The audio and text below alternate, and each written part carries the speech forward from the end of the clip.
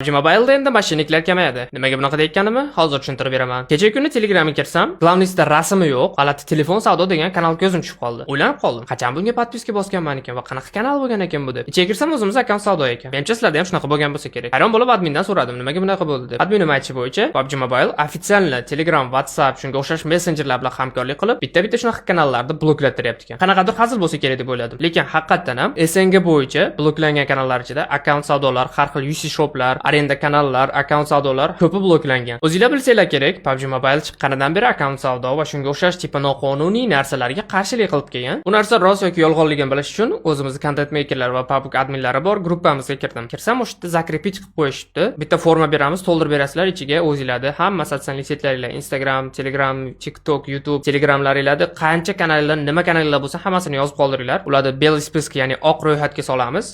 Sizlarning kanalinglar bloklanmaydi. Biz bilishimiz kerak sizlarning kanalinglarligini dedi. Shunga o'zim kanalimni yozib berdim. Statistika bo'yicha SNG davlatlarining ichida O'zbekistonda eng katta shu akkaunt savdo bilan shug'ullanadigan kanallar ekan. Biznes qilishib tashlashgan ekan. Xullas shuning uchun o'zbeklarga qattiqroq tegadim deb o'ylab turibman. Kanalingizni bloklanib ketishini oldini olish uchun 2-3 ta maslahatni Telegram kanaliga tashlab qo'yganman. Meni o'ylashim bo'yicha endi PUBG Mobile'da ofitsial partnyorlarining davri keldi. PUBG tilida aytganda, qonuniy UC shop, noqonuniy akkaunt savdo, noqonuniy akkaunt arenda bitta bloklab yo'qotadigan bo'lsa, faqatgina PUBG partnyorlarida o'zining UC shoplari qoladi va o'zining Telegram kanallari qoladi deb o'ylayman.